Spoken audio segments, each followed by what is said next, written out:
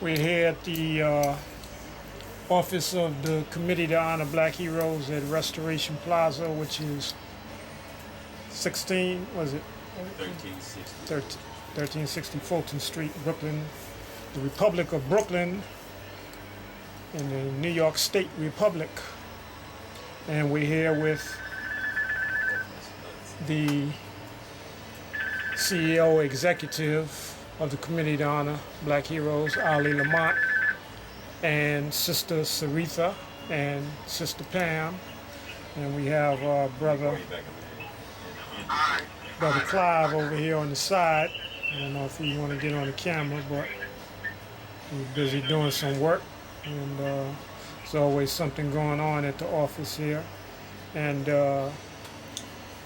maybe we can have Brother Ali Lamont give us a little background on how this office came about, and maybe even going into a little bit of the history to start things off. And folks are welcome to, add in, I guess if they want to, with protocol, of course. Brother Ali Lamont. All right, peace. My name is Ali Lamont. I've been 50 years here in the Republic of Brooklyn, that a lot of people refer to as Sonny Carson's living room. And this organization here, Committee to Honor Black Heroes, was brought into existence by Sonny Carson and a brother, Reverend Hardy Smallwood, and back in the 80s. And in the passing of Sonny's death, I took over the Committee to Honor Black Heroes. Now, we do a lot of things here. As a matter of fact, I wear two hats here: community activist and the President General of the African Stock Exchange Association Development Corporation. And we do a lot of things here in the community, projects, various making movies, tapes, videos. We go to court, we do save people's apartments, their homes, and we deal with police brutality, and all the necessary things that goes on in the black community. We try to get ourselves involved in it to set things right, to set things straight, if we can. Sometimes it's not possible. But we do such a broad range of things that we dibble and dabble a little bit into politics, how to shape this community, and try to give direction to our children. We honor our ancestors here, and we try to log black history, our history here in North America. And I have some people who's in this office here right now who has been involved in some of those ventures here. I have Mrs. Freeman, who's a teacher. I have Pamela Felton, who's, when I first met her, she was the president of the Tenant Association here in Restoration Properties. I think she was at 280 Herkimer Street. She was the Tenant Association president, and everybody knew her because she had a big mouth and she was an advocate for her. She treated that whole building over there in 280 and that whole block like they were her children, and she protected them that same way. So anyway, I've known Pamela Felton now for more than, maybe I don't want to say her age, but I've been knowing her a long, long time, even with Sonny Carson. So for those of you who may know a little bit about Sonny Carson, make no mistake about it, Sonny Carson is not dead. So long as those who love him and respected him are still alive, Sonny Carson or Booba Dika still lives. And as a matter of fact, this building here, as we doing this, having this conversation, is one of the buildings that that came into existence with a cross section of politicians, clergy, and community activists. And the Kennedy family during the time of the 60s, when John Lindsay was mayor, and some of the brothers like myself was out there in the streets trying to burn this town down, it got the attention of some of the people in Washington, D.C., particularly the Kennedy family. And they wanted to do something. And they wanted to offer some assistance. So they got together with a gentleman by the name of John Doerr, along with the Dime Saving Bank, or Dime, the DNS board, which was the white folks board downtown.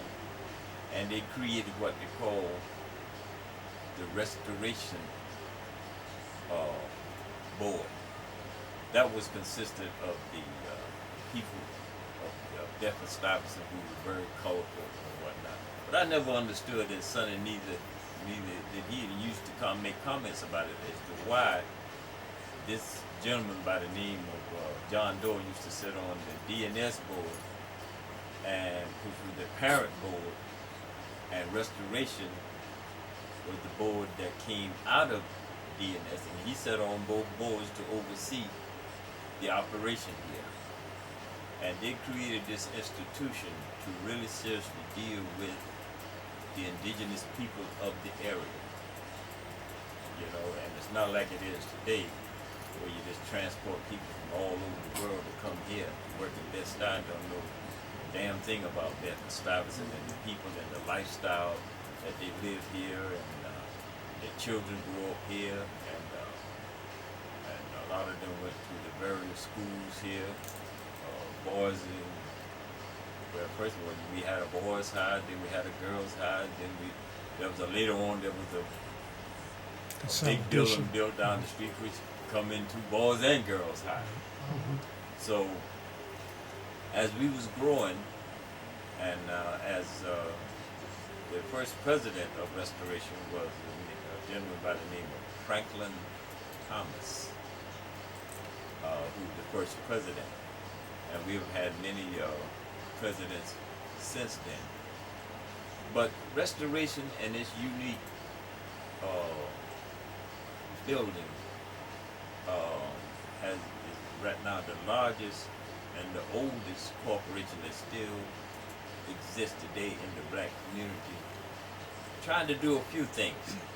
Now there's a lot to be desired, because you got people who working in restoration, and you know, when you have nepotism, family and friends, and then you got political payoffs and all that kind of stuff coming in to be a mixture in this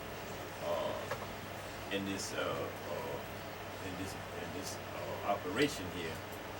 You got people who come in with different agendas. You got people who come in specifically who want to be real estate moguls. Everybody in this building here seems like they want to be real estate moguls. They want to own a house, own property, own a block. And by any means necessary, they set people out in the streets, throw them out in the streets. And it seems like we need the politicians and the, I ain't gonna call no names right now, but the politicians, they know who they are. Because any such time that they don't reach out to their constituents and to prevent the marshals from throwing them out illegally into the streets.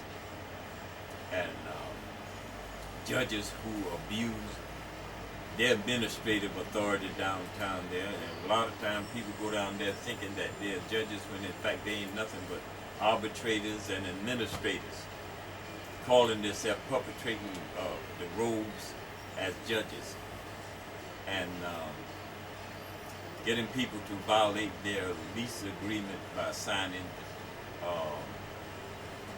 stipulations, agreements. I'm gonna tell you something. Anybody who's looking at this information, listen very carefully. A stipulation agreement down at the housing court is a violation of the original tenant agreement that you have with your with your manager or the owner of the house. Because then once you have done that, then you have really set aside your original lease agreement. It's no longer you invalidated. So we learned a lot of things. Lawyers, forget about them. They ain't nothing but liars and deceivers and whatnot. And they cause a lot of our people to be set out into the streets. And listen, all of you out there who listen to this, listen. I'm a victim of being set out in the streets. Let me just tell you a little bit how that happened. My son's mother, who I have a lot of love and respect for, did not tell me at some point in time that the rent was in trouble with the rent, and went down to the housing court and made some agreements with a little Hasidic fellow, no more than to be no more than 20, 21, who had just took over the building. And I never met the guy because it got so, seemed like me every year there was a new landlord. But I since found out that they do that. There's such a turnover in who the landlords are that a lot of time Con Edison and the water company and all them other city agencies can't get they don't know who to hold responsible for the maintenance of the building because the names in the corporation change over so fast. And I'm telling you, LLC is a limited liability corporation. And in order for a LLC to be operative, you got to be in business. You got to register that corporation long before you start doing business. Otherwise, it's not legitimate. And a lot of this stuff that I found out was through trial and error, and a lot of heartbreak, heartaches, a lot of disappointments as to how these things was happening. So I don't want to take up too much of the time on this housing thing, but these are just some of the things that we work on around here. We do movies around here, videos. We help and assist our community in getting contracts with movies and videos, and we do parades, we do beauty contests, we do a lot of stuff around there. Anything that anybody got that will be able to make money off of, to be self-sufficient and whatnot, we do it around here. And we welcome anybody who has a plan that they want to work on to begin to do some things, to come on and join us and to help and assist. Now, as I said earlier, there's a couple of people here who I've been known for a number of years, and I'm telling you right now, I know how Sonny Carson felt. There's some people, some of our people, black folks, who thinks that they have to be around, that somehow or another white folks have to validate their existence. But it's been my experience, to understand what I'm saying, since I've been in this office here, since Sonny passed in 2002, that I feel more comfortable around my people. They the ones make me feel tall as a giant. But some of us, like I said, we go way back, and if any rest of you who want to respond to what their feeling is and their involvement with the committee, you can feel free to do that, Ms. Friedman or Mrs. Fulton, because I know all of us have horror stories down here. Can I just ask one question before we go into that? Restoration initially, when it was started, was it started as a non-profit or a for-profit organization, and what is the status of it now? Okay. Restoration started out as a non-profit corporation funded by grants and loans and grants. I think mostly by grants and taxpayers' money. There are some individuals around here who think that taxpayers' money in their pocket is somehow or another their money. I believe it's a type B nonprofit though. I mean, it can do business. Yeah, that's the status now? Yeah, that's what I believe it always is. that's Mr. Type Campbell B who's nonprofit. talking. Mr. Clive Campbell who's talking now, who's very, very familiar with a lot of this corporate mumbo jumbo that everybody, you understand what I'm saying? Yeah, but this was a non-profit corporation designed specifically to deal with the Central Brooklyn, which was Bed Sty Brooklyn, to fund and to bring up the quality of life, education, welfare, whatever affected black folks in this area. They were supposed to be able to come here and get some direction. Now, they have a school here, the College of New Rochelle. They're supposed to get educated and get those mothers and fathers and children who were not able to afford regular college, or who finished school and they get a chance to go to college. They were supposed to be able to come here and to finish their education.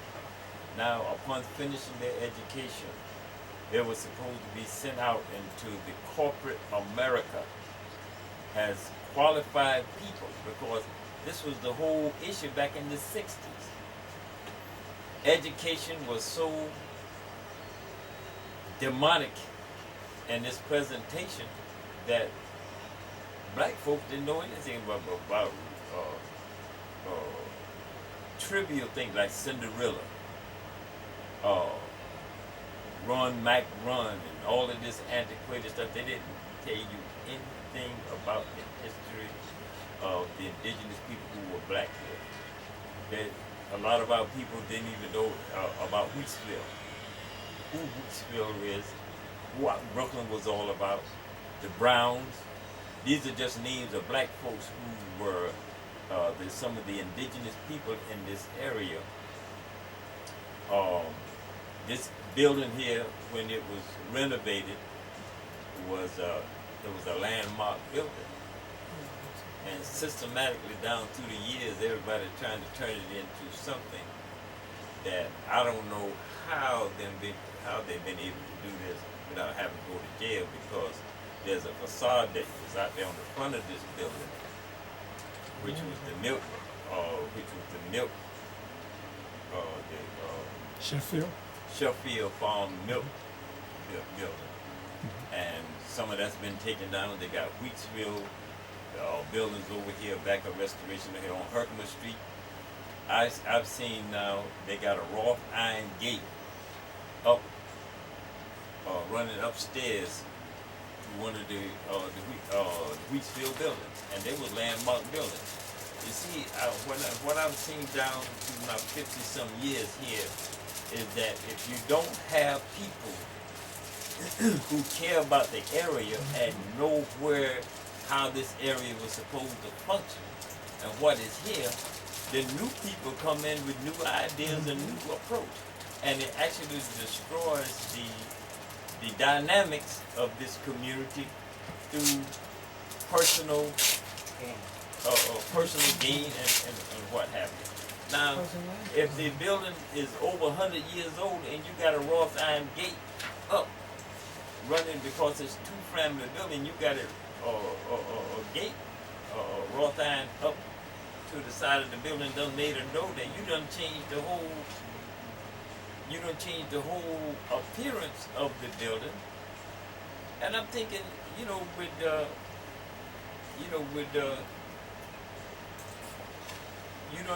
destroyed the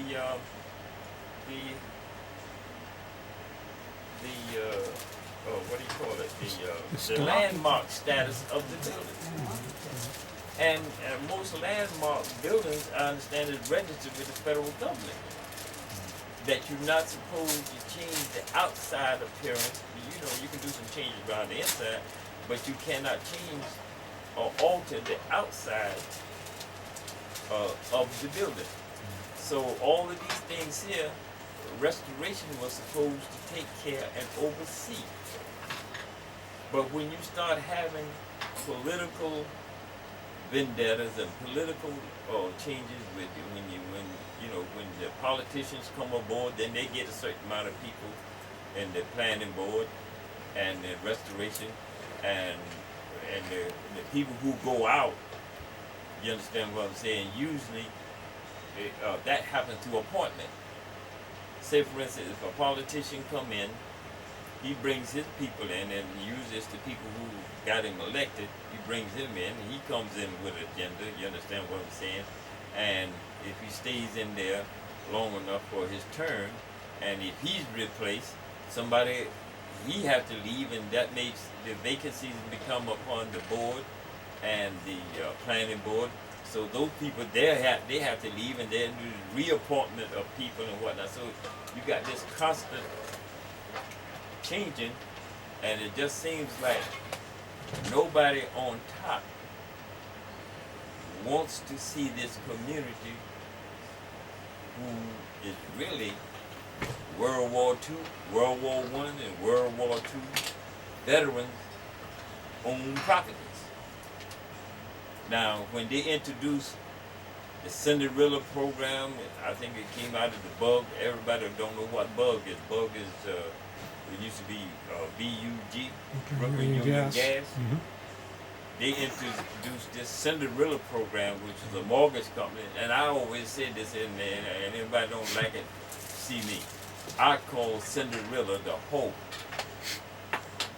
She looked like an innocent girl, but she was nothing but a whore. To have went with that mortgage company and went through this community here and taken these old ladies and these here great-grandfathers and great-grandmothers' houses from them illegally.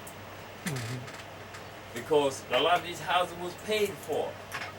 And how they was able to gain entry, re-entry to the house is they had this beautification program, supposed to be a beautification program where you could now, they would loan you money or you could borrow money to beautify your home and whatnot. Thus, once you did that, and then you signed that contract, then a lot of this attachment came to your properties. Now here you are with the economy going the way it's going. A lot of us are not going to be able to pay no mortgage and no rent. So what happens then? What happens then? And I'm telling you, we're headed down that way. And there's a lot of people that's not going to walk away from their properties. Not just like that, because they've been hoodwinked behind mortgage companies. A lot of people are not going to walk away from their properties. So what happens? So what's going to happen then? So I have my own opinion, but I'll save it for later, you understand, because it's so horrible, you understand what I'm saying? A lot of people may think I'm what they call Bin Laden. You understand what I'm saying? But I'll just leave it at that and wait and see, because I'm going to tell you something. Everybody's not going to walk away from their property just like that without a fight. And Mrs. Ward is a good example of it. Mrs. Ward was at 45 years in her property, and just because she wanted to beautify her place and whatnot, and try to update it. You know, I'm gonna tell you something. You know, this town has not been too kindly to the elderly, nor the babies. And the babies in this town is the one that's got a lot of turmoil going on, because ain't nobody taking care of them. All the monies that young people were supposed to get, and you know, with this anti-poverty, I mean, it's been, guess who got the money? Our so-called professionals who's in the college campuses, who got their degrees, who should have went to Wall Street, who should have went to corporate America. They come here would they and get rich, the fat cats, and steal and rob money, you understand what I'm saying, that was supposed to go to the community. And a lot of them were just out Uncle Toms who turned a lot of money back, you understand, to the city, to the corporation, you understand what was and still is. still going on. They save the money to send it back to prove that they're a good boy. In the meantime, they don't see themselves being responsible for the chaos that we have in our community with these young people running around here with guns. Not one of these young people have a gun factory. They don't make no bullets. They don't make no gunpowder. You understand what I'm saying? They don't even work in the factory where the gun may have a plastic handle on it. They don't even work in that. But how is that our children can get all of this stuff here out of this community, you understand, that is destructive? Drugs, they don't have a drug company. They can barely go to the store and to get a bottle of alcohol for any wounds that they receive. So where's all of this stuff coming from? In, toy guns. I can't figure that one out. Yeah, it is people making toy guns, plastic guns. And then they make them turn them in for money. And they make them now all colors. Yeah. But the young people, they are so hungry until they go out there and get shoe polish, painted black. Who the hell knows, you understand the difference? There ain't nobody who you gonna walk in there with a gun, you understand, in your face, and you gonna, is it a toy gun and whatnot? It ain't gonna do no inspection there. You give it up and take your bumps and lumps later on. But now, it's really, really hack time.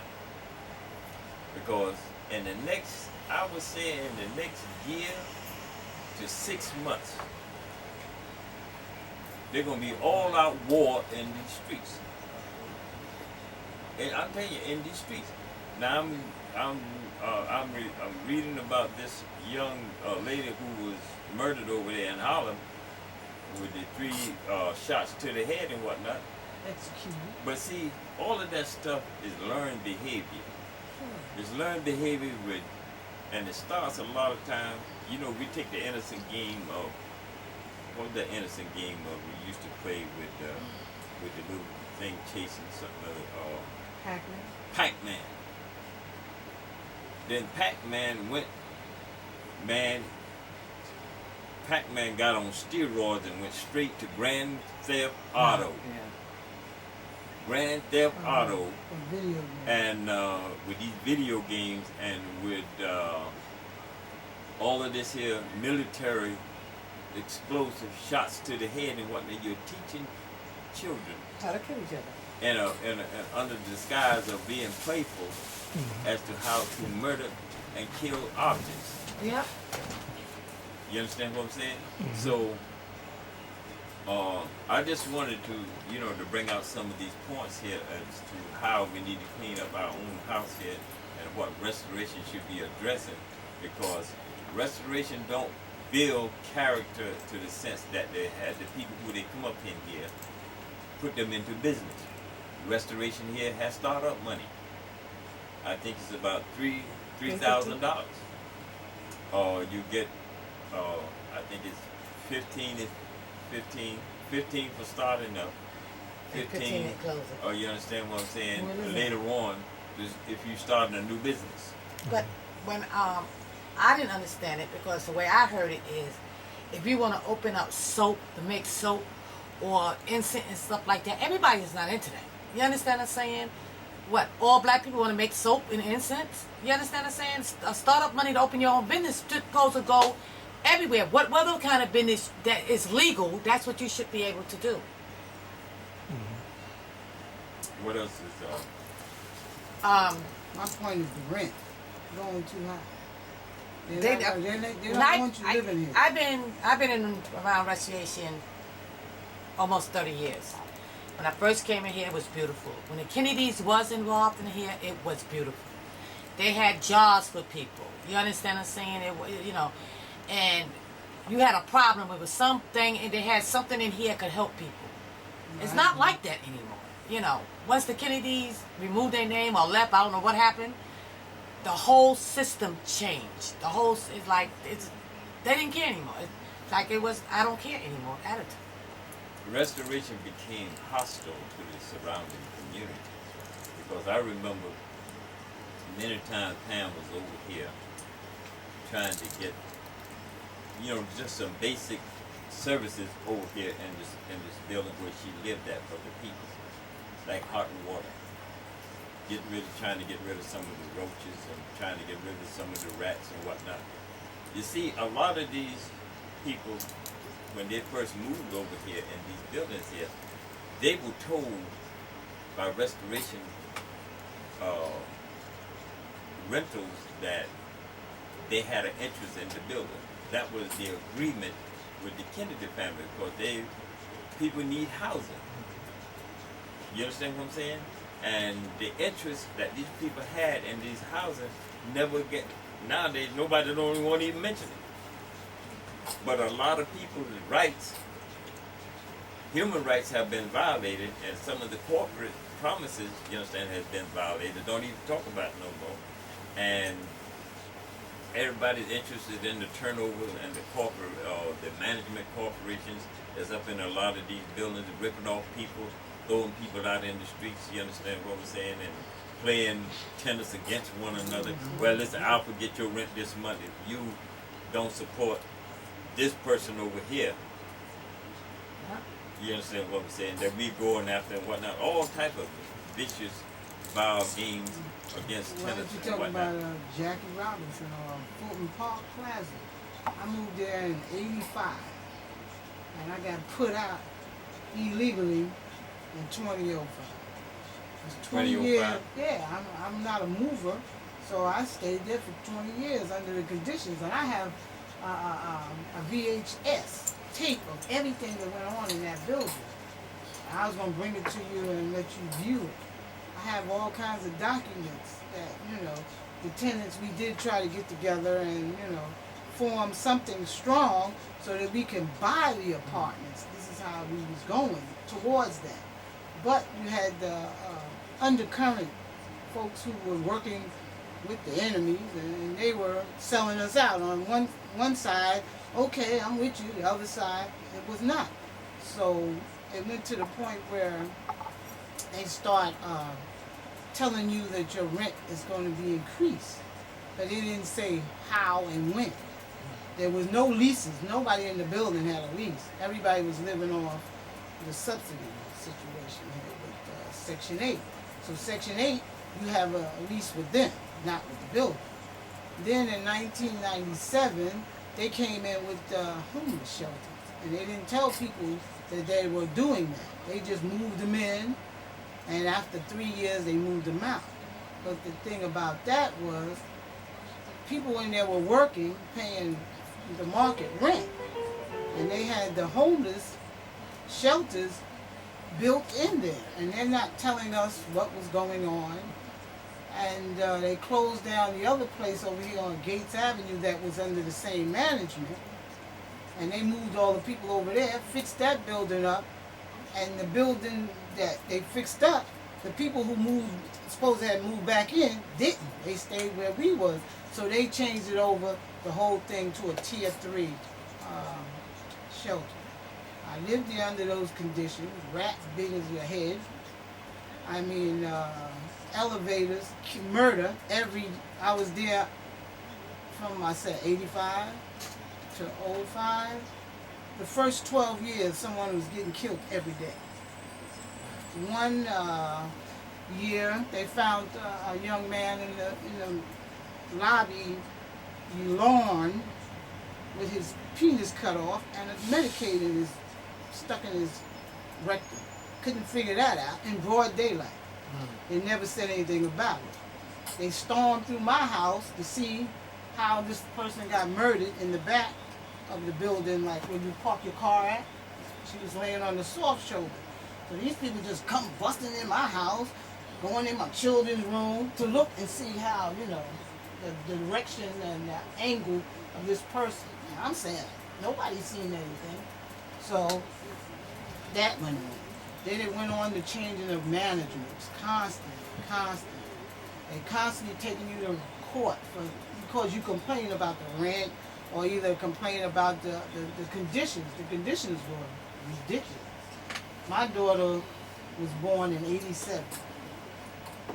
I had to take her back to the hospital after 11 days of being here on this planet. And nobody knew what was wrong with her.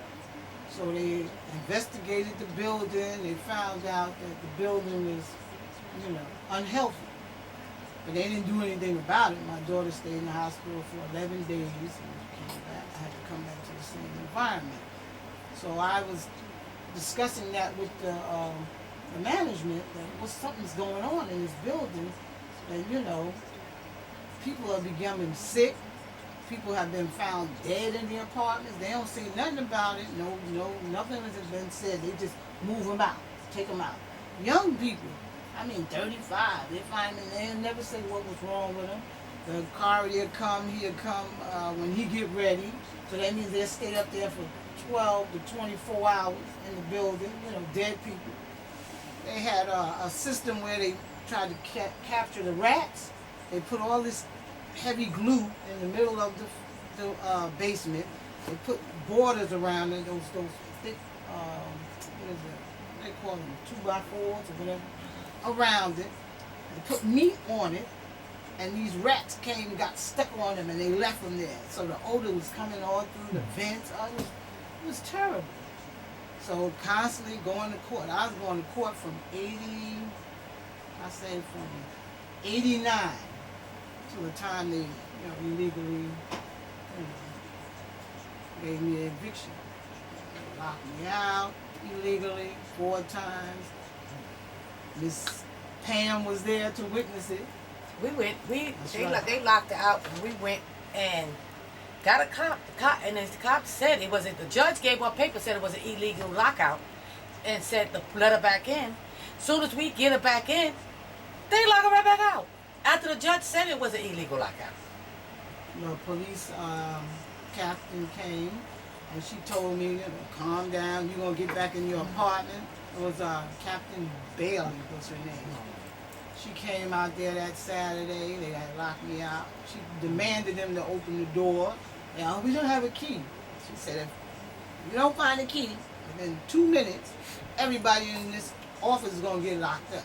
They hurry up and found a way to get me back in the apartment. But the next day when I went back to work, they locked me out again. And then we had to go to the precinct to make a complaint. What did they tell me? They told me, ain't nothing they could do. Why you get evicted? Now, mind you, I just want to bring to the attention the area you didn't cover. Mrs. Freeman is a teacher.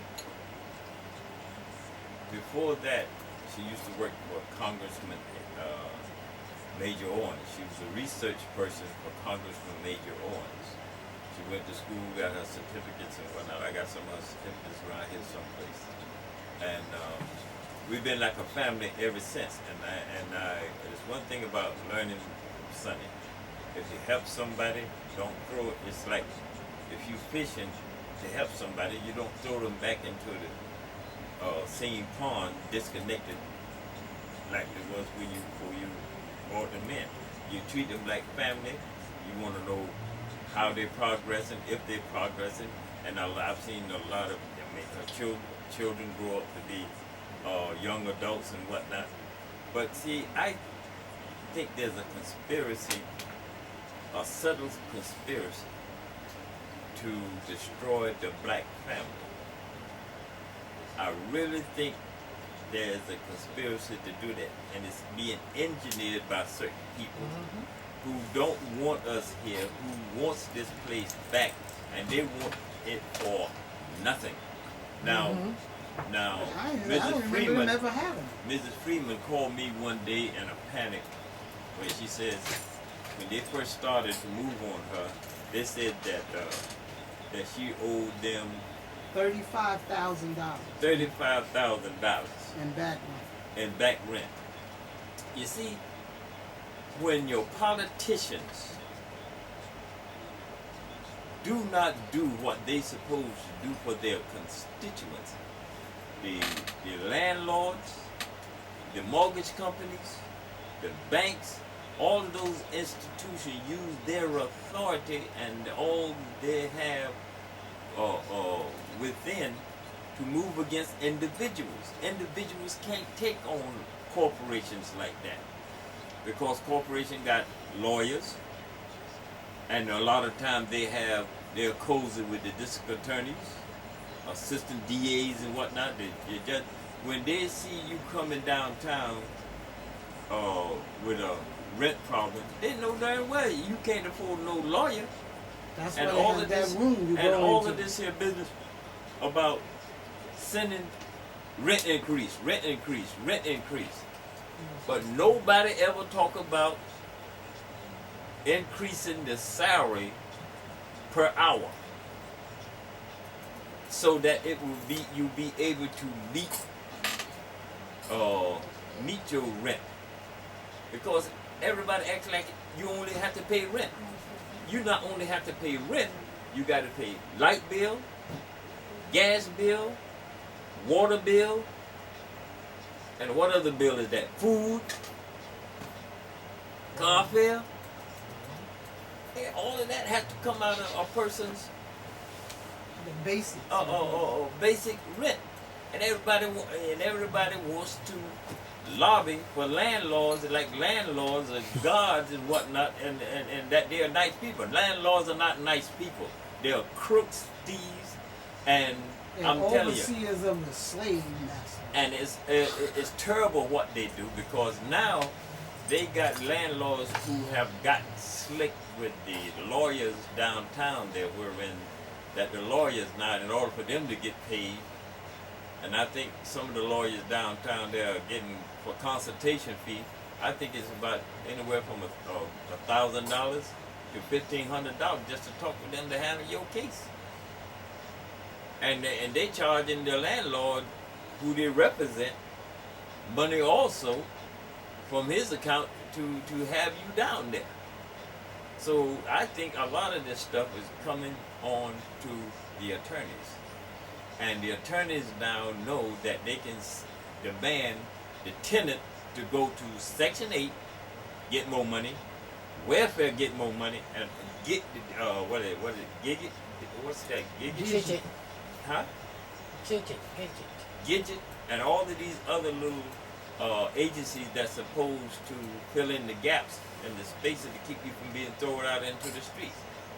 Now, they will take your money from Gidget and all the rest of that and still put you out in the streets. Now, here's the real devil's tool. Default judgment. That's a landlord's pitchfork. Default judgment means if you're not in court when the judge renders a decision when both sides, that means if the other side is not there, which means the tenant, and the landlord is there, the landlord gets the judgment, which now throws the weight on the tenant, get the money. Don't forget to say that if you have children that's over 18, they are being sued with you, and they call it sue. Say what? Sue you. Now, sue you for the rent or sue you to get out. A holdover is a lawsuit against you now. That's what they say, and they put your children down too. All right, you use the term holdover. What is a holdover? So that we want to educate people who may look at this. What is a holdover? A holdover is a document stating that he or she, which is the landlord, wants you to move. They will not renew your lease. But there's more to it than that. It's not, Okay, well let me just add to that. That's when they're getting ready to process you for the front door. The holdover means that is how you look at this term holdover is almost like getting left back. the judge rendered a decision and says in his decision that without prejudice. That's a code word to let the landlord know if he don't get the rent or if he don't get a favorable attitude from the tenant, that he can always come back to court. That's right. before the judge, and the judge will direct the tenant To try. to pay up, to go to trial, pay up, or get out. It's always abusive toward toward the tenant. But a lot of times, They don't want to give you a lease. And if they don't want to give you a lease, then they turn around and say you gotta move. And they say you don't have money to move, then they say, well, give us a time when you can move. There's no time to move when you got this type of amount of rent. $1,350 ain't just gonna come out the back door. You know, you have to save for that. Month's rent, month's security. And that's how much the rent is for a 2-bedroom, 3-bedroom now is $1,800. Now they want me to move and then move into another apartment, which the rent is gonna go up. So I'm losing. not only this here, what a lot of times don't get discussed is where's all this money coming from? They'll take you, throw your stuff out into the streets. And in most cases now they don't want to do that because they don't have a lot of lawsuits where you just take people's personal property, throw it into the street. Now, if the marshal come and throw your stuff into the street or the storage, guess what? When he gets this unmarked vehicle to put your stuff in the storage and they back it up, his name goes on the storage bill. And you cannot have interest in there if you got your personal belongings or your documentation where you want to fight your case. You can't get it. You can't get it because it's in there under the marshal's name, and the marshal's not going to release it until such time that you sign over or you get permission from him that you're going to take over the responsibility of the rent. You'd be surprised of the people who have come in here who have lost their diamonds, fur coats, precious books, family ornaments, all type of furniture that you understand has been left in the family for hundreds of years and whatnot. All of that stuff go in the storage. And the people then It's create, done picked over before I get there. and then these people create this type of stuff here, and if the welfare, Department of Social Service, or Section 8, or Gidget, don't want to pay you your rent, what are your options? But let me tell you what's going on with the public assistance, because I know a lot of people, because I work with some people. Sometimes welfare gets to pay your parts for the storage, all right? So everything that you own, it go up for option. You lose everything. You lose everything. A lot of people lost everything they own because somebody didn't do their part of paying the bill. I think it's deliberate. I don't think they. How you gonna forget to do your job? So what happens when, let's say, stuff goes into storage and then, it doesn't get picked up? So who? Goes to auction. It go on auction. So if it goes to auction, then who makes the money from that auction? The storage people. Storage people. Yeah, the storage people will auction their stuff now? off. But guess what now? What they money. don't tell you, the storage people can't charge no more than what the storage bill is. But guess what? The storage company got their people who works from the inside and let them know what storage bins Got are what? fruitful Mm-hmm. and those who have nothing but ragged furniture Yep. and roaches. Yeah.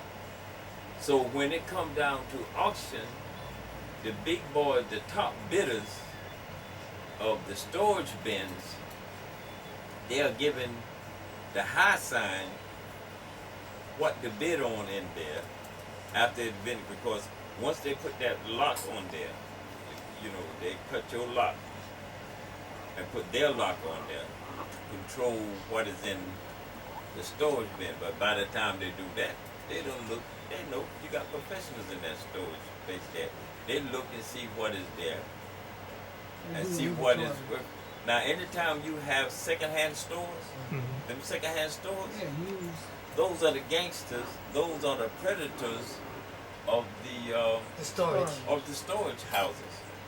Now, I've noticed here in the past 5 years, The storage I places see on- storage places all over the damn place. right in the middle of the Yeah. community. Yeah. No new houses built, just storage bins Big all ones. over all Mm-hmm. over the place. Now, what did Mini that tell me? stores.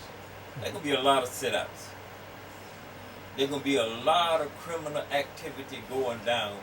You understand, where people have no recourse to fight the landlords or the mortgage companies. And people don't know too. A lot of people have been sleeping in those storage spots. Now that they have the censored lights, they keep the lights when as you walk down there, the lights come on. Censored, yeah. Yeah, but a lot of people have been, taking their time getting out and wind up spending the night in there. A lot of them go there during the day and set up their little chairs and TV and sit in the storage and stay in there because they paying. So I feel just they spend their time in there. Some spend their That's interesting. yeah. I have But seen. but the only thing about that's dangerous in so many ways. That's dangerous because once they close that place down there, Right, you can't get out. God forbid if Mm-hmm. there A was fire a break out there in trouble. or something. Yeah, but And they if do it's spend during the time winter, there. Because if it's during the winter and the lights go off or there's Because a I have the heating, storage. I had the storage since God knows when. I have to have one. First of all, because you never know when these clowns is going to get busy and try to go through your apartment, because that's what they've been doing. Even with where I live now, I still have the storage. I have certain things in there, that is needed just in case. You know what I mean? 'Cause now, you got to secure yourself. If you now don't, restoration have had so many mortgage companies. Every time one mortgage company mess over people, they get another one. You understand what I'm saying? Because see, what they've been doing, they're trying to duck a federal investigation. Because when you were robbing the city and double billing tenants for rent and telling people they have their rent is not paid up, and here you are holding checks in your mortgage company safe to get a favorable position. Now somebody has to have an inside track on at the Department of Social Service to get those checks cashed or to get that type of consideration. Because if you want to get rid of one of your tenants, you say, well, listen, if you go on the computers and housing, and you don't see nowhere the checks have been cashed, and they say that they set the checks out, it's only because they've been held in the safe at the mortgage company. could you also And then they say, well, listen, you owe this amount of rent. And then you go down to the Department of Social Service, and here you get paid a double or triple again. everybody's getting kicked back. So all of this here is federal crimes that's being committed here with in violation of human rights of people. You understand what I'm saying? For their houses. I'd like to ask a question. Through the legal department in this building, how many people have they helped? That's what I want to know. Legal services is a joke. Okay, that's what I mean. I'm telling you, legal services is Here an in this absolute building. fallacy. It's a joke. Because see, I'm gonna tell you something. It's like anything else. They look at a person who don't pay rent as being broke, and you can't pay them. That's the way they look at it. If you can't pay your Most rent, of the people are public then you assistance. have no money to pay them. And if you do got a job and ain't paying you well enough, most people's job, even mine, don't have pay me enough Let me ask you this to question. pay the rent. Let me ask you, Freeman. What is affordable rent? In this town, I don't care where it's at. I want the definition of affordable rent. affordable rent is basically what you make the salary. It has to meet the same whatever you make per week That's what your salary, your rent's supposed to be. If Like you, say you make $800 a week, your rent's supposed to meet that. okay, what if you on welfare? They have a scale they go by. For poor But how people. many people on welfare knows that scale? Say, for instance, you working in a recently converted housing. You got 2 or 3 bedrooms, and your rent is something of like $1,500 or $1,800. 30% of that would be your affordable rent. But guess what? What happens? What happens if you lose your job? It got to go down. What does affordable rent become then? It becomes a subsidy. Your rent becomes a subsidy. You have to get on a subsidized supply. Subsidized by whom? The fact, by No. Section 8. It could be any like you said. Suppose any you don't other have job. Section 8. Suppose you, like I said, you just lost your job. You've been working. You've been living there for about 2 or 3 years, and you did in this. There's no service for that. Huh? There's It's not, no yeah. one who's going to service that. You're going to either. So now you see. Are you saying there's a gap in the system? So that's That's why right. you understand what I'm That's saying? right. That a person You're going drops to wait out of. 45 days to get on public assistance. So as those 45 days accumulate, what you think your rent is being paid? No. They're not going to take the security, but for 1 month, and half of the time they've been done took the security. The time you move in, that security is gone. They done took your, because you're supposed to get your security with interest. If that's the case, I left over there 20 years. I supposed to got my security back with 20 years of interest. Because there was interest involved. When you put your money in security of a building or a house, that's supposed to be put in a bank, and you're supposed to be getting your interest at the end of the year. And you don't get it. So the security really supposed to help people maintain themselves, because if you've been in a building for 20 years and your security is there, there should be an amount of money there that would help you so that you won't fall apart if anything happened like that. That's what I would think security should be. This is my own definition and my own But idea the of how it should reality, be. The reality is nothing.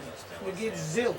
That everything seems to fall by the way of They so-called program the landlord. situation so you can go back or go to welfare, deal with their madness, 45 days. You only can get emergency stamps or emergency food allowance, and that's it. You should be able to go there and get emergency money for the housing. Now check this. What is a one-shot deal? A one-shot deal is a joke, as you said. Now working people are supposed to be able to go and get that, right? A If one-shot. they fall behind in there. Right. You can't get it. They don't give it to a working person at all. They tell you make too much money. You gotta pay it back. So how much All right, money do you listen. have to make Listen, to pay them back? all right, listen. It's All crazy. of these things that we have managed to discuss here tonight There's solution. is supposed to be, this institution here, restoration, was supposed to facilitate and to make sure that nobody fell through the cracks, to go back to what was happening back in the 60s where everybody, insurrection was on the streets. This was supposed to be the institution That's right. that looked for people with, there was anything that corporate America from Washington D.C. on down was, if they had job openings there, they were supposed to call this institution. They said, listen, we're doing some hiring of about 10 or 15 people with this type of qualification. Can you produce it? They were supposed to, anybody who's in with the firemen, sanitation, police, any civil service, you understand, they were supposed to prep them from this institution. Now I was gonna ask. I remember I used to live, basically around the corner during the 60s, and I remember, a lot of the work that was done by brothers in the community. I can't remember the name of the program, but it was like, you was kind of like working and getting experience at the same time. Apprenticeship. Or it's called on the job. Training. Wasn't there like another name or something like that or something? Seemed like there was a name. Model cities they had. Remember they had model cities, they had Youth in Action, they had Central Booking Coordinating Council. They had many government-ran agencies to make sure that even after school, there was money for after-school programs for young people to go to school to receive tutoring. They took the Black Panther Party started this here program, Breakfast program. breakfast program for the children. I haven't Federal seen it government too just much. took that and made the Black Panther Party an USDA. illegal terrorist organization. Yeah, USDA, United States Department of Agriculture. I worked with them in Brownsville, Salvation Army, right? And that was when Reagan was the president. He told us to take and use ketchup for a vegetable. Ketchup is a tomato, but it can't be used for a vegetable. But that's what he told us to do. The tomato's not a vegetable. But this is what he told us to use. A lot of times, you see, a lot of people don't know. A tomato is really a fruit. Right, because it got seeds in it. Yeah, it's a fruit, and it's like a squash. Well, he told us to use that for vegetables, and was having our kids eating ketchup. But we didn't do it. All right. Listen, We used I to don't call like it. to use the word Huh? kids. Children, Our excuse me. I don't like to. I know. Okay. That's the ghetto. Edit that out. We used to call it gunga din soup, ketchup in hot water. It's, Oh, really? But that's where goulash come in, because we had tomatoes, corn, And squash, gumbo. They changed their fancy. beans, snap beans was in it and whatnot. We did a lot of things to survive, and we was healthy. I remember the time that My mother made black pan folks bread didn't and have had diseases molasses. that white folks had. Mhm. If we heard of white folks with cancer, we never even took a second thought about it. It was only when we wanted to be like white folks and eat the meat and with the blood and half cooked and all that kind of with raw eggs and all that sleep kind of with them stuff. women. Now we got to I think we was talking last week about that restoration was like the premier urban development, corporation, Model. yeah. right? And what you were just talking about a little while ago about a lot of the things that's going on or a lot of the things that's not going on that used to be going on. Like I was trying to remember the name of whatever program it was, but it was given Manpower. the manpower. That's the name of it. Yeah, manpower. Manpower gave brothers in the community the opportunity to work, make some money, and eventually have a place to stay by fixing some of the buildings that was in need of repair. But it's funny that recently restoration doing some remodeling, or I don't know what you would call it, upgrading or whatever.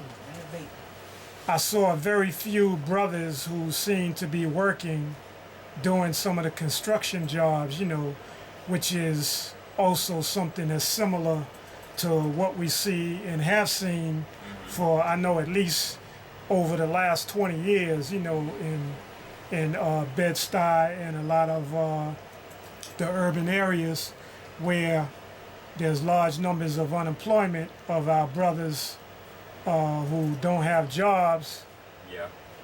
yet these outsiders are coming in and getting an opportunity to work, not hiring any of the people who live here, and then the rents are being escalated to the point that most of our people are no longer able to work here.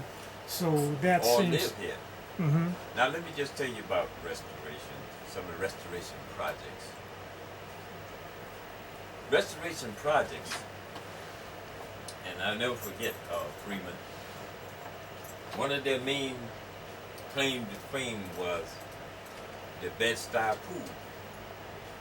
It was noted as having the world's tallest lights, pool lights, and that project was right there on the corner of Marcy and DeKalb. Now, restoration project is at St. Mark's Avenue, what you call the super block. That's a restoration project. Mahogany was a bar and grill built in the 1368 building, Entertainment facility. Mm-hmm. which would deal with entertainment.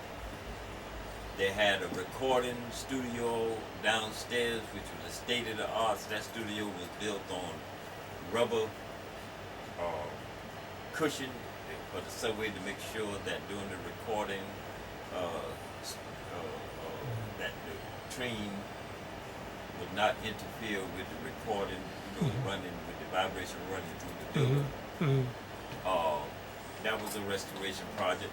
We had out back here, that referred to a lot of time as Herkimer Street out here at the back here, which was a skating rink. In the summer, it was for roller skating. In the winter, it was for ice skating. That was a restoration project. They had a studio. They had a radio station up on the roof that was supposed to have been a restoration project. Everything was provided for here in restoration to begin to get this community back on its feet. You understand what I'm saying? In terms of what the community overall needed. Mm-hmm. Now, I think it's on Vernon and Marcus Garvey. That new building up there is a restoration project. Mm-hmm. Now, little do they know, a lot of people don't know, restoration have a senior citizen home up there on Plaza,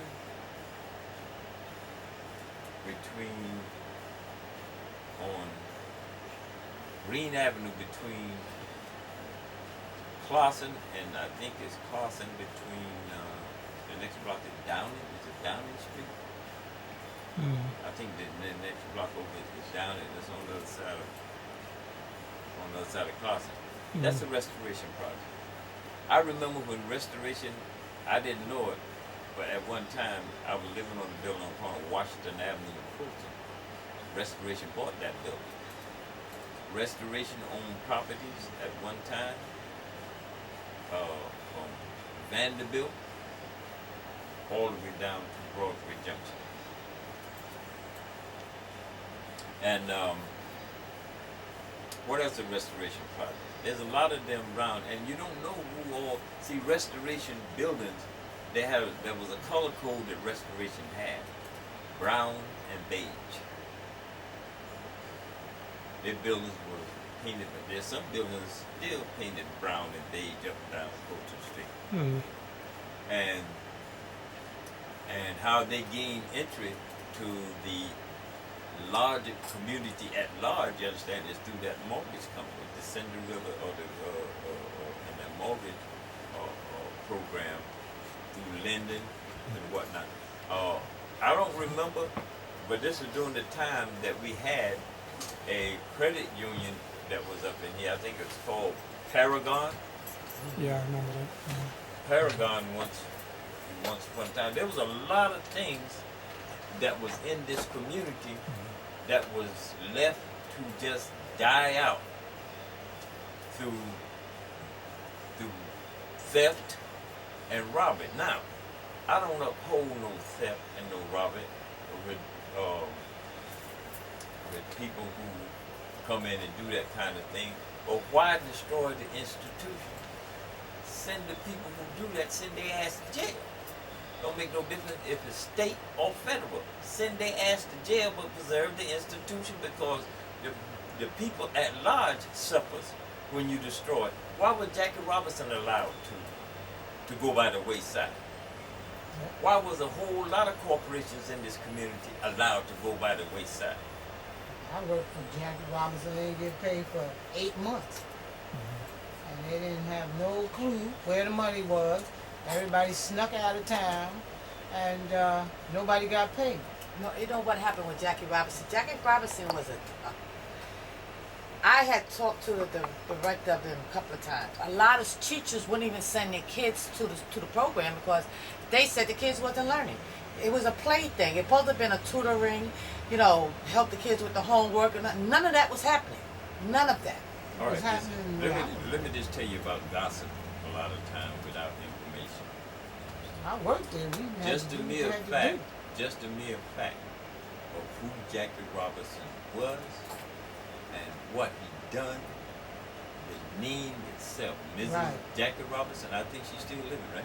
Yeah, Rosalind Robinson. Rosalind Right. Robinson. Right, because they took the name That- off of that see- building. It's no longer Jackie Robinson. It's Fulton Park. They changed that about, what, how many years was... But understand why they changed the name of corporations. They're stealing money that was allocated toward that corporation. Look at Sally Mathis. She went to jail. I didn't... From Brownsville. Her Yeah. name was up there. They took it down. They took they took the whole site over there. But see, Took it over. all right, listen. Let me just say this here. Fulton Street was named Harriet Ross Tubman from Planning Board 3 up there, Clausen Avenue, and Fulton Street all the way down to Broadway to the next, wherever the next jurisdiction of the next planning board somewhere Took it comes up. Huh? They took it down. They never even put the signs up there. I went to talk to That's Assemblywoman Annette Robinson's office, and Sister Assemblywoman Robinson telling me they didn't have the money to make the signs. I saw the sign. All right, but let me just tell And you some something. spots Let me not just tell you, they got one sign up there on Clausen and Fulton. Somebody would tell me there's another sign up there near Boys and Girls High. I haven't seen it. Right in But the anyway, park. that's two signs, okay? But whenever the Department of Transportation give you a pass on changing the street name, there's a budget already allocated to get the work done. You know you got to have the signs. But guess what, y'all?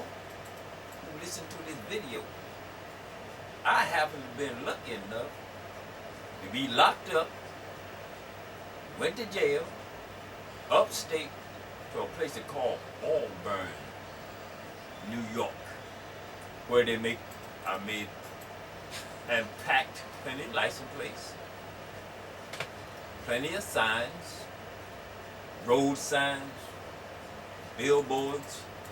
That's where they do the stuff at. Do prisoners work. So all of this, now I'm listening to this lady tell me about the budget about the signs. Not to mention that right there in Auburn, in front of the prison, I think there's I'm not sure if it's a statue, but a memorial to Harriet Tubman right there. Somebody told me that. Mhm. But you know, the wall was very high. I think I saw it on the bus going by. I left out the back door with the bus there. you We understand was what I'm going a saying? little further upstate. But anyway, all of Fulton Street was approved by the Department of Transportation to be Harriet Ross Tubman. But now, see, the community don't understand the shenanigans that politicians and these shysters are pulling. When there's money in the budget for that project, and nobody don't push that project, that money goes back into some other project. You understand what I'm saying? To be reallocated. That's the word. Somebody- To be reallocated. Somebody's pocket or something. You understand what I'm saying? So I'm hearing this whole business about, well, you know, they're going to have to change the GPS system. So what? That comes from computerized. But you understand what I'm saying? Computers. But I'm suspicious, and I'm going to say it until somebody says something of the difference and let them come and clear it. I suspect Pratt Institute, Bridge Street Corporation, they ain't fought for the change. Restoration not pulling for the change. That's the Lucas brothers. Evans College not pushing for the change. Kingsborough College not pushing for the change. Brooklyn College is not pushing for the change. So what's happening with Harriet Ross Tubman? That's because there are some individuals in here who done decided that they don't want their properties associated with an abolitionist woman who were trying to flee slavery, because they're so busy. Some of these Negroes up in here are trying to forget that slavery ever existed. Or that it never happened. It was just a dream. You understand what I'm saying? Because Fulton Street, old Robert Fulton, was a slave owner. He's standing right And he there in the sure middle of the had park. plenty of slaves working them, excuse me, those steam engines. You understand? Them boiler rooms. But this whole thing with Harriet Ross Tubman and these signs, they can't get away with that. And Christine Quinn, the city council president, and the mayor Bloomberg is not going to be able to get away with that. They're not going to be able to sidestep that. They can call whatever they want, all the names they want about Sonny Carson. Sonny Carson did not commit no crime that he deservingly went to jail and whatnot, and did without even quitting, because there was 3 people that never went to Nassau County. That's Sonny, my brother, and myself. We never put our foot in Nassau County, and there was nothing in the record that said that we were a part of sending somebody to Nassau County to do something to anybody. So while they talking about Sonny, a thug and a gangster, and he's a jailbird, I'm reminding them, as long as they keep that rhetoric going, then I'm open for a lawsuit. Yeah, did they do that on the I'm during open the, for a lawsuit, and I'm telling you right now, as long as you got that on the record, right. and you use that to shield good people away from their due in this society, watch out. It's going to be a lawsuit. Because she recently used them words, you understand what I'm saying? The paper's still using those words, you understand, call it Sonny. And guess what, y'all? Sonny was a veteran. So anything that he did in this country, you understand, was to help to raise the conscious awareness of this country that he went and fought for. He fought for the right to do that. Now all of them other critics, you understand what I'm saying? What right did you fight for in this country? I mean, to criticize the Carson family and his grandchildren and his family. So it's coming down the pipe, and I'm gonna see how much, you understand, we can get that squared away down in the months to come. So be on notice. Bloomberg just fought for his who was that, the deputy mayor or whatever, who beat up his wife. Beat up his wife. Yeah, his deputy mayor who beat up his wife. That's his name. Perry. In Philadelphia. His name is Perry. I don't know where he beat up at. Yeah, I mean, how dare you? And he said the public shouldn't have to know. It's none of their business. That's what he's saying in so many words. But he put Sonny Carson business out there and a lie too, you understand? And his city council president lies. And you know what? Somewhere I read that if a lie goes on unchallenged, it becomes the truth. Yes, it do. I believe that. Yeah. I believe There's no other way. But That's one lie they ain't going to continue. I will give you an example. I know was in the 80s. My mother was put out my house wrongly, right? And that's when the legal aid in here was very very good. They came and fought for me because my mother was put out my house wrongly. My mother was dying, and they came in and they put my mother out my house, right? So I went and came in here and got a legal aid. Legal aid told me that they gave me a woman's legal aid, fresh woman legal aid. She went to the court, and what happened is the judge cursed her out, right, and put her out the courtroom. Like, he wasn't going to do anything. And I remember they had the man was real tall. He was the head of the Legal Aid Society here. He came up in the courtroom and told the judge, he said, don't you ever talk to nobody I send in his courtroom like that again.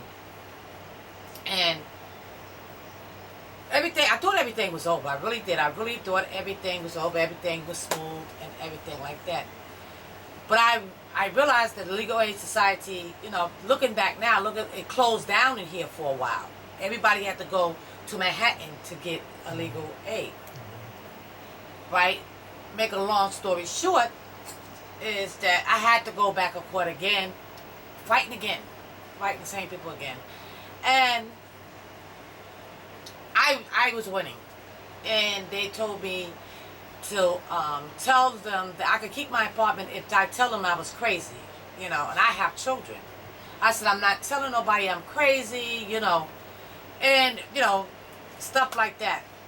So while I'm in, now they sending me from housing court to the crazy court, and, up in the thing. And they gave me a lawyer. And the lawyer is telling me, this is what this lawyer told me. She said, well, if we didn't do enough to you by now, and it's like somebody smacked me in my face and woke me up like, you didn't do enough to me by now. What did you do to me? And we had to go back in front of the judge. The judge said, before we left, before we left out the talk, right? And the judge, judge said, you talked to your lawyer and stuff like that. And she said, they got, but I ain't paying no attention. And all of them went in the back. They lawyer, my lawyer, everybody, they went in the back. And they laughed like it was a big joke. Like, we got her, And when I came out, the lawyer steady kicking me on the table about saying you crazy. I said, I'm not saying I'm crazy. I got kids. If I say I'm crazy to keep my apartment, then you got control of my kids, you got control of me, you got control of everybody. Ain't nothing in this world worth that. But to make the long story short, when that lady told me that, right, like I said, I remember the judge getting removed.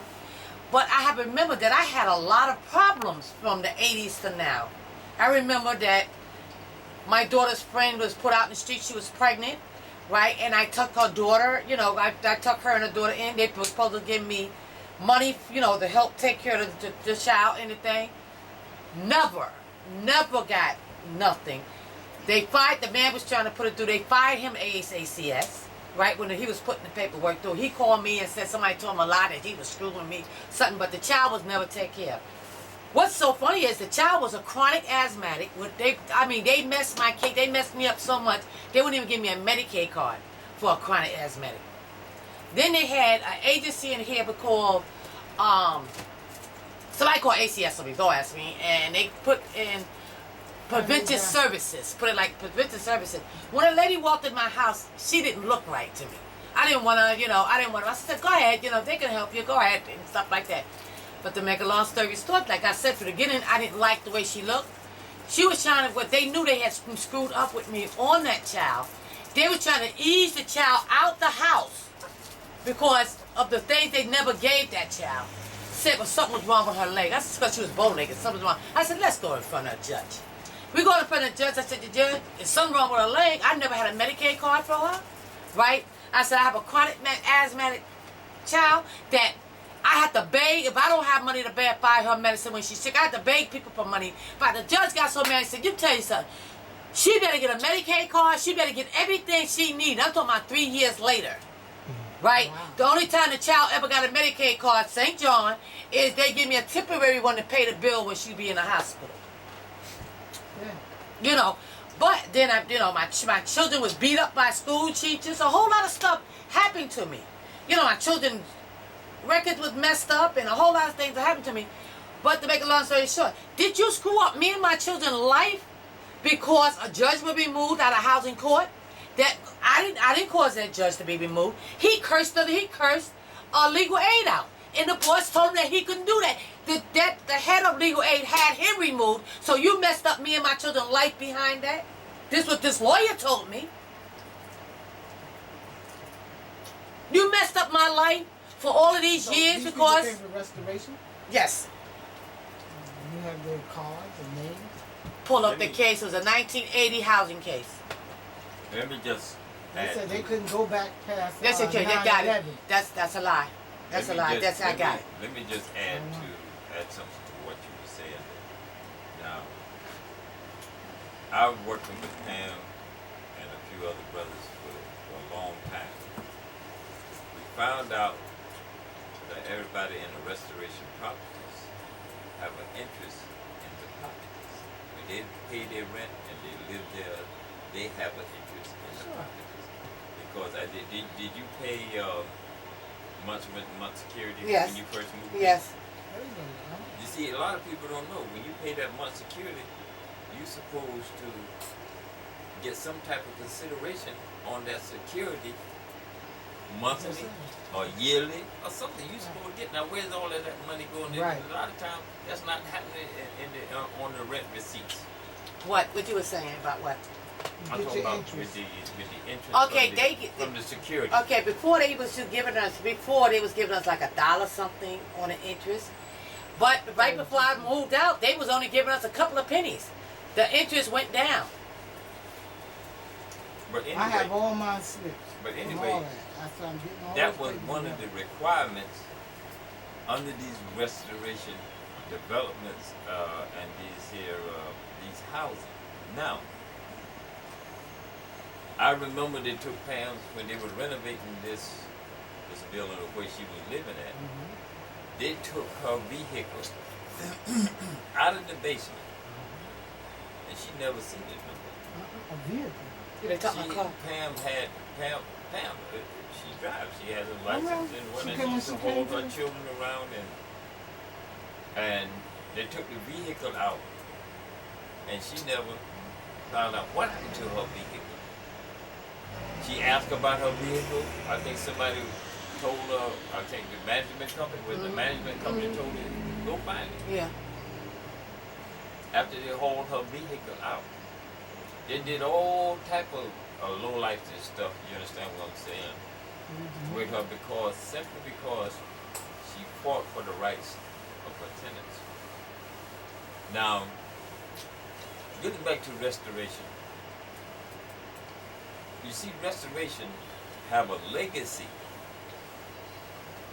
that started when Sonny Clarkson had to be brought on board when they first started this corporation, simply because Sonny Clarkson represented the little guy on the streets, the little hoodlum guys on the streets, because he was the only one that during the time of the riots that would go out into the streets trying to stop them from burning the place down. Closing the crack. So the Kennedy family seen this here, and they told all of the judges. They had judges, politicians, Closing medical people. I remember Dr. Cave, Shirley Chisholm, Ms. Lucy Rose, Charles Joshua.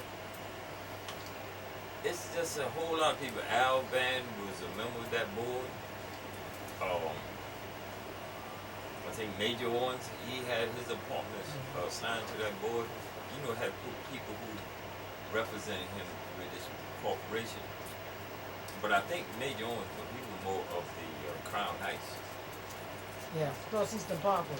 Yeah. But anyway, I remember all of these people was supposed to get together to upgrade the community, not to demolish it or to throw people out into the streets. That was not what this corporation is supposed to be in the business of doing. Now here's the kicker. This whole thing here it was a grim reminder whenever Brother Hussein Abdullah and his security company was thrown out of the basement when restoration owed them over $1 million. And he never got the consideration for what they owed him. They threw him out of there, destroyed. Now he carried, he had license for a pistol of his security company. As a matter of fact, he had been here so long here in Restoration, you understand what I'm saying? He was like originally, he done seen about 3 or 4 presidents come and go in Restoration. And they still wasn't even paying him his money, and he was protecting Restoration from the community at large. You know what I mean? But excuse me for a second, we still have to do business here, even though we recorded. Peace. Live on stage. You on your way back? Okay.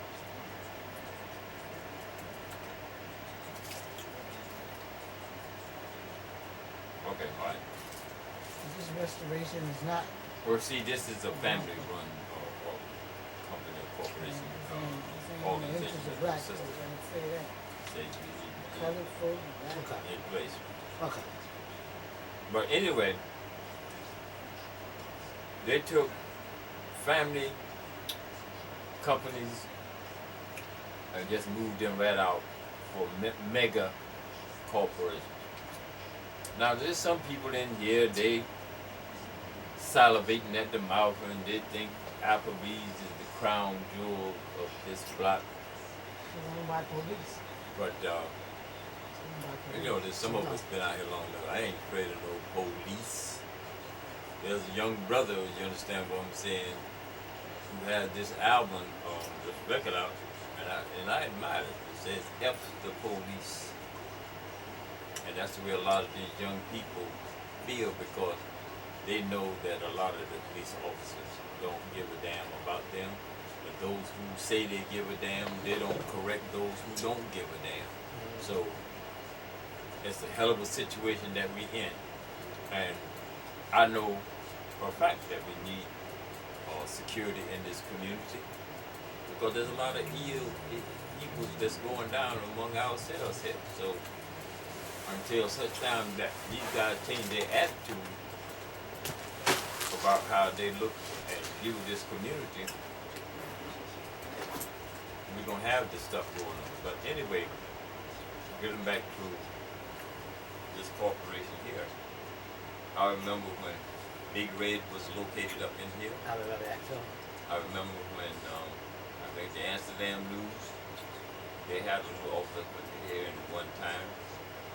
The Daily Challenge, the Billie Holiday Theater, that was supposed to be something else supposed to be happening there, supposed to be happening every night. And Mahogany, and this was supposed to have been the catalyst of life of Bed Sty Brooklyn. And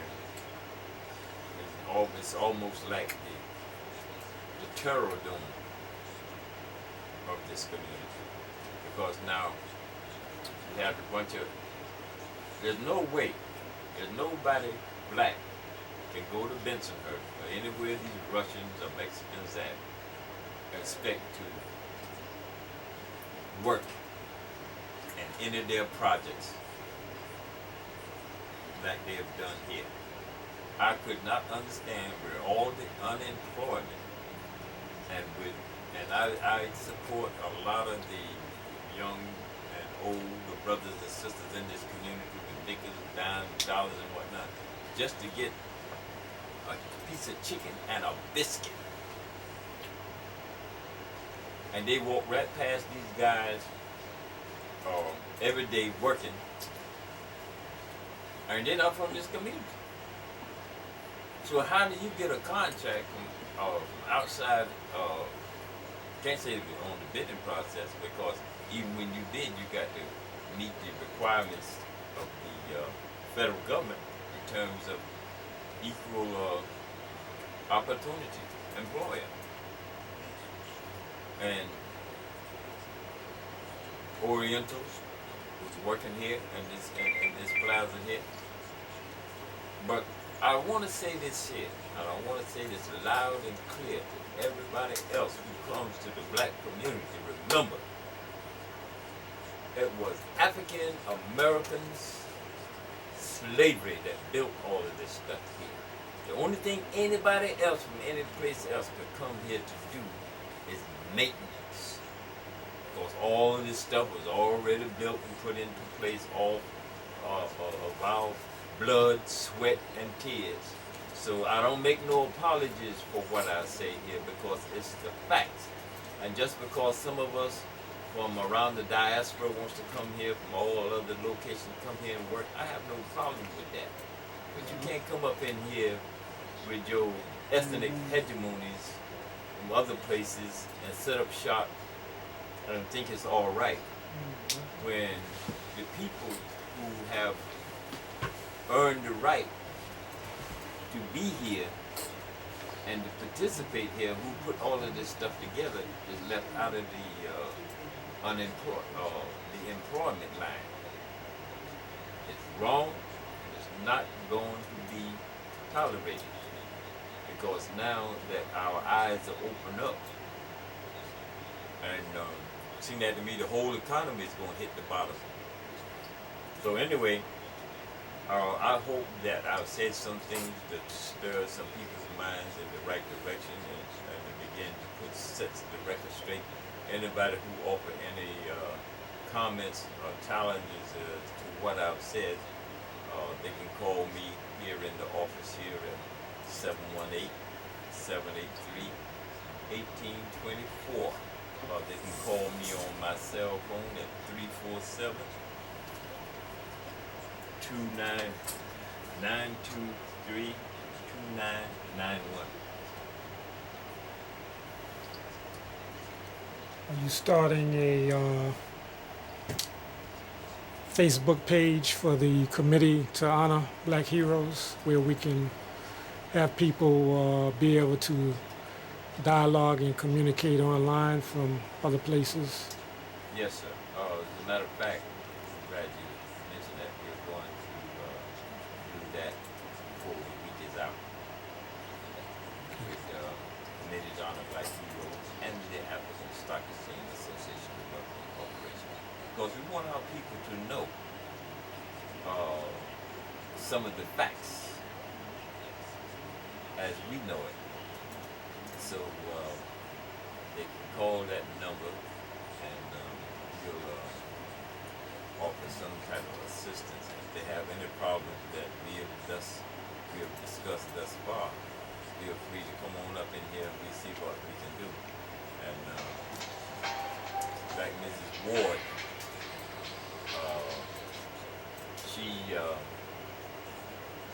I helped Mrs. Ward about 2 years ago do an investigation on her case. And come to find out Dean Realty was the mortgage company that had pulled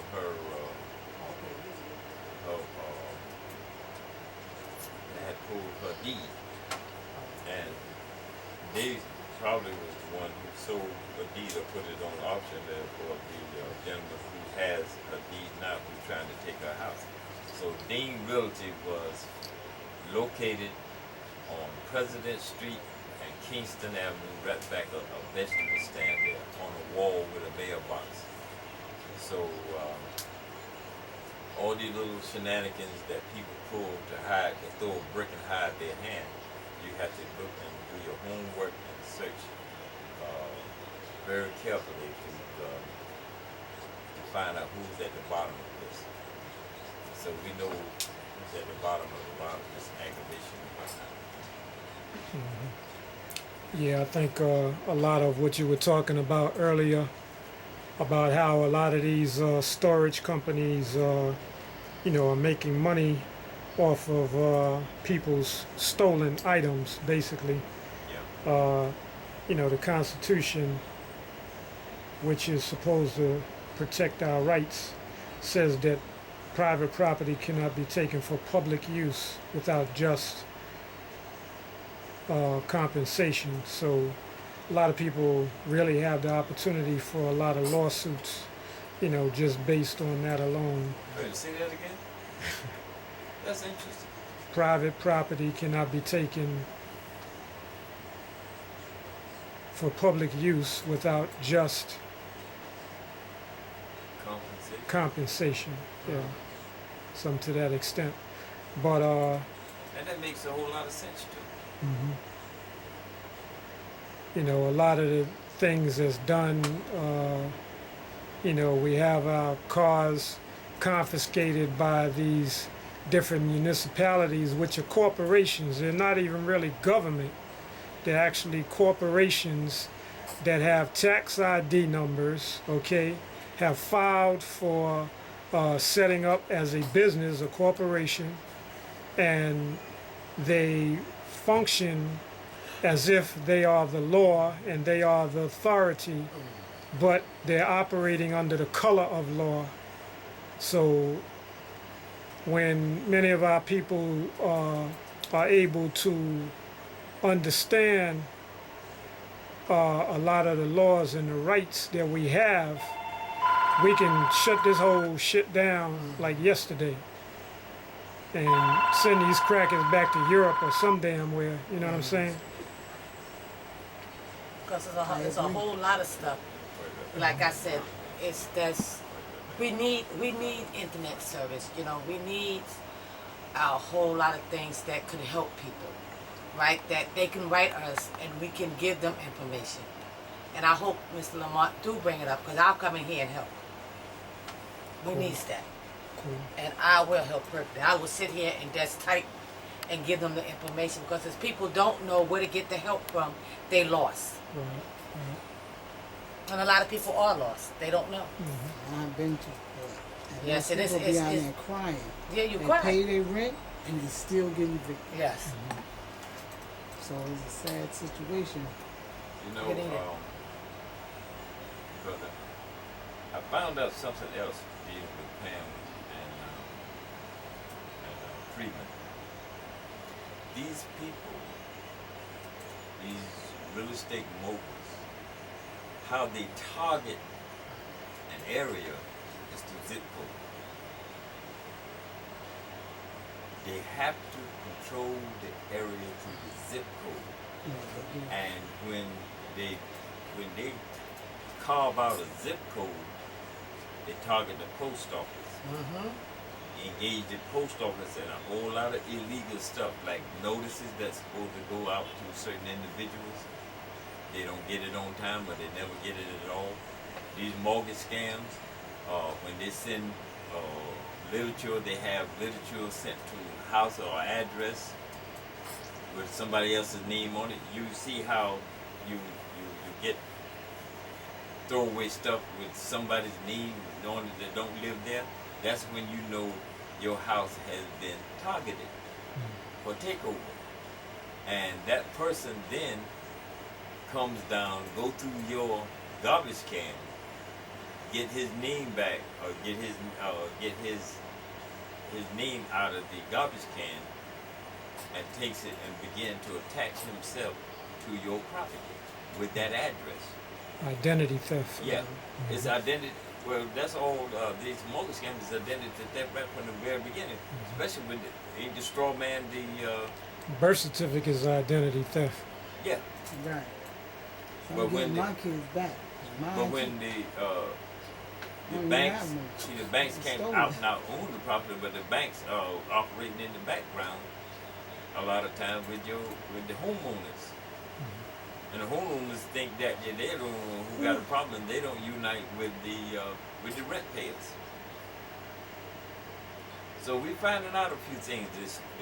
How these real estate people operate in the background, and it's all criminal. And you got to get a pass on that to the local authorities in order to make that happen because there are federal laws that's being violated there. Judges that are rendering arbitrary decisions. What they say, the law is never supposed to be arbitrary, capricious, or vindictive. And it's all of that and then some. Well, you know, just like you say the term real estate, when you look at that word, real estate, you have the word state in there. So it's a tie with the state, okay? And in this case, we have the state of New York, which is a private corporation, which is basically trying to steal our states. You know, when our family members pass, you know, you have to go to probate court, or they make you think you have to go to probate court and all this crap, and they wind up taking a portion of what should be your rightful inheritance that you should get every bit of. They have no real right of title to any of, you know, what's yours or what was your ancestors. But you know, this is part of the stuff we're gonna be breaking down with the law and start taking our shit back, as they say. I could tell you what Miss Lamont says, don't lie, because when I was going through my court procedure, the post lady told me I had a new address. She refused to give me my mail for months. Go to the post office, still couldn't get my mail. They told me I had a new address. After I moved, they gave a lady in my apartment almost a year worth of mail of mine, but they gave somebody else my mail, not me. Why didn't you hold my mail after I moved? I mean, you hold my mail. You wouldn't give my kids their mail. You wouldn't give me my mail. Oh, that was against the law, and they did not care. You wouldn't care. They didn't care. File suit. Huh? Same File thing. suit. I am. You understand what I'm saying? But now my whole life is destroyed. I can't even go in a doctor's office. They control you so bad that they can blackball you so bad that you can't even go in a doctor's office. When you go in a doctor's office, they know who you is without you know, that is crazy. I went to a hospital and they refused to see me. They refused anything about me. And I knew that was against the law. But what do you supposed to do? What are you supposed to do?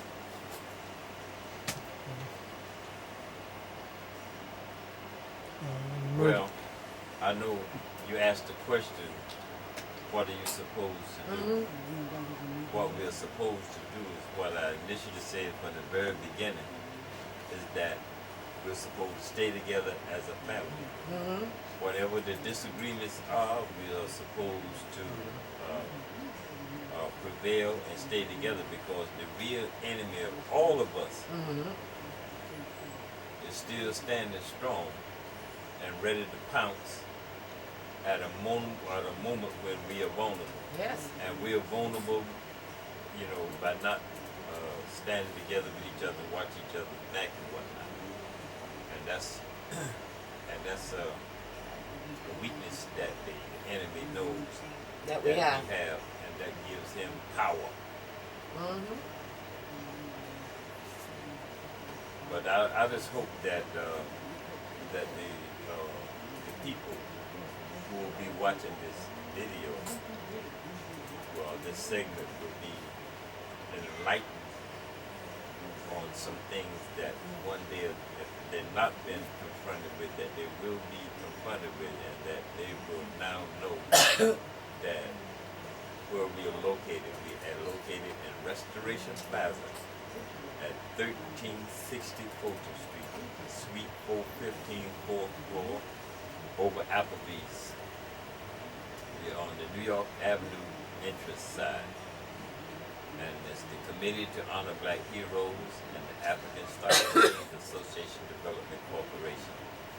This is AB, as we affectionately call him, Abubu Dika, which was his righteous name, Sonny Carson, also AKA. So we are here, and come by and check us out if you have any of the situations that you've heard on this program, come on by and check us out. Okay, thank everybody for Thank you. joining us, Brother Ali Lamont, Sister Pam, and Sister Freeman. Thanks for joining. Okay, peace.